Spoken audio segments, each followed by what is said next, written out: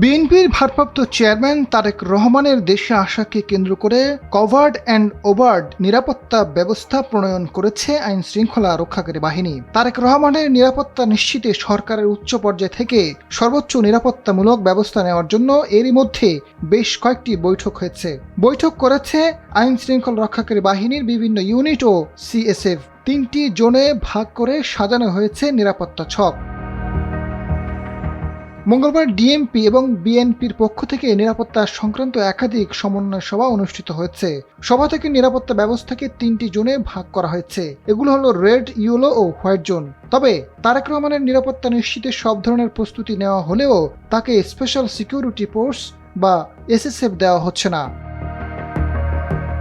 এদিকে 3টি জোনের মধ্যে রেড জোনে যারা প্রবেশ করতে পারবেন তাদের বিশেষ সিকিউরিটি কার্ড দেওয়া হচ্ছে।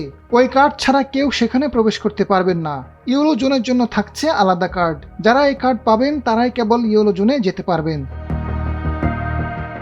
রেড ও ইয়েলো জোনের বাইরে যে এলাকা থাকবে সেটা বিবেচিত হবে হোয়াইট জোন হিসেবে। এই জোনে প্রবেশ করতে পারবেন সাধারণ মানুষ। তারেক রহমানের আগমনের দিন পুলিশ সহ অন্যান্য সংস্থার প্রায় 2000 সদস্য মোতায়েন থাকতে পারে। বিশেষ এসকর্ট সহ একাধিক চেকপোস্ট থাকবে। গুলশান, বনানী ও বারিধারা এলাকায় 9টি চেকপোস্ট চালু থাকে। সেখানে সার্বক্ষণিকভাবে 150 জনের বেশি পুলিশ সদস্য দায়িত্ব পালন করবেন। তারেক রহমানের আগমন উপলক্ষে চেকপোস্টের সংখ্যা বাড়ানো হয়েছে। নিরাপত্তা বাড়ানো হয়েছে তার বাসভবনের আশপাশেও।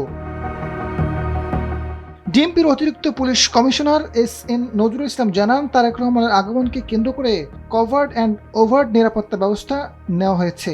পোশাকধারী পুলিশের পাশাপাশি সাদা পোশাকেও পর্যাপ্ত পুলিশ সদস্য দায়িত্ব পালন করবেন। কভার্ড অ্যান্ড ওভার্ড নিরাপত্তা ব্যবস্থার বিষয়ে তিনি জানান, এটি হলো প্রকাশ্য ও গোপনে নিরাপত্তা দেওয়ার বিষয়। প্রকাশ্যে পোশাকধারী এবং গোপনে গোয়েন্দা নিরাপত্তা নিশ্চিত থাকবে। তবে এসএসএফ সুবিধা দেওয়া হচ্ছে না।